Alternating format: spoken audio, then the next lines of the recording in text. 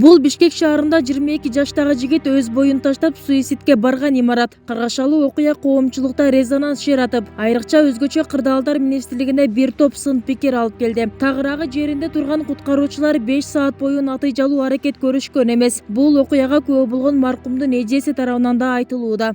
Аларга любой ситуацияда да кандай жардам бериш инструкцияларын үйрөтөт да. Анан секирбеши мүмкүн деп божомолдоп отуруштун кереги жок да. Эмнеге жүрөт анда алар? Форма кийип эмне жүрөт? Өкмөттүн акчасын алып эмне жүрөт? Эмне жүрөт? Бирөөдүн баласы өлүп калбасын, пакыралын бер десе берет эле дедим. Ушу 4 үйдөн 4 пакыралды алып келип ушинтип даяр тура албадыңарбы дедим. Болот эле да, эгер ошол бала ошоктон түшкүнчө жайып калышат эле, может өлбөйт беле.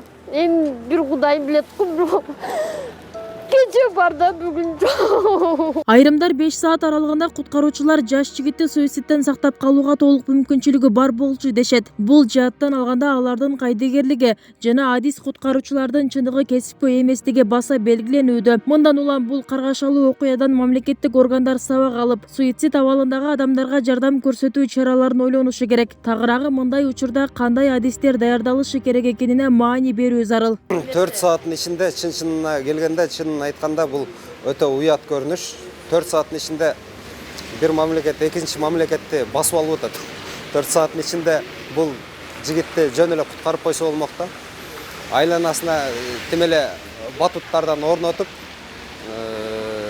бассейн куруп койсо болмок да, айланасына 4 сааттын ичинде бир адамдын өмүрүн сактап калуу ушунчалык кызык болсо эгер. Бирок андай болгон жок. Тилекке каршы алар мындай жеңил жол менен эле айтып көрүп, айткандыр, может, эмне кыласың? Андай эми профессионалдуу деңгээлде бизде мындай переговорщиктердин болбогондугун тастыктап атат да бул көрүнүш. Чынында өзгөчө кырдаалдар министрлиги көп кабаттуу үйлөрдөгү чукул кырдаалдарга даяр эместей. Мисалы, бул багытта жыл башынан бери Жалал Абад облусунда бир да жолу машыгуу жүргөн эмес. Анын себебин пландалган автошатынын бузулуп калганын жүйө келтиришет. Жакынкы аралыкта пландалган машыгуулар уюштуруларын айтышат. Биздин кызматкерлер алгачкы баштапкы даярдыкты жумушка жан киргенде атайын бизде адистешкен министрликтин бөлүктөрү бар, окуу борборлору бар. Ошол жерден 1 айлык атайын курстарды өтүп келишет.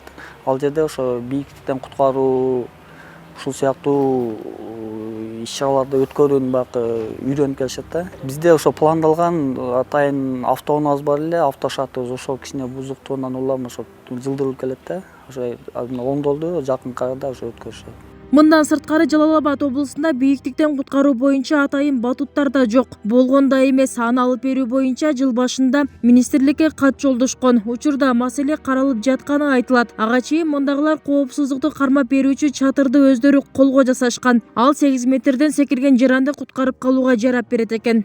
Биздин палатка, чатыр, эгерде көп кабаттан адамдар бир жараныбыз секирип өзүнүн өмүрүнө коркунуч келтирген болсо, ушу палатка менен биз адам куткарып алабыз.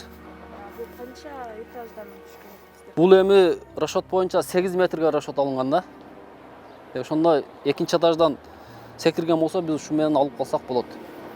Учур талабына ылайык өлкөдө көп кабаттуу имараттардын да катары калыңдоодо. Бул багытта адистер кайсы бир деңгээлде курулуш компаниялардын да жоопкерчилиги бар дешет. Өзгөчө кырдаалдар министрлигинин Жалал Абадтагы башкармалыгы да калаада курулуп жаткан көп кабаттуу үй ээлерине да кайрылышкан. Анда атайын батуттарды биргелешип алып берүүнү айтышкан. Дегенменен кабаттуу имараттарда бул маселе көңүл сыртында калган. Бүбүсара Орозалиева, Шерзат Экембердиев, 7 канал, Жалал Абад.